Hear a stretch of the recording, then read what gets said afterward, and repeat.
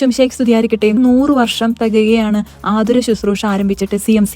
1925 കർമ്മലീത്ത സഭ ആദ്യമായിട്ട് ആതുര ശുശ്രൂഷ രംഗത്തേക്ക് കടന്നു വരുന്നത്. തൃശൂരിലെ ജില്ലാ ആശുപത്രിയിലാണ് ആദ്യമായിട്ട് സന്യാസിനിമാർ ആതുര ശുശ്രൂഷ ജീവിതം ആരംഭിക്കുന്നത്.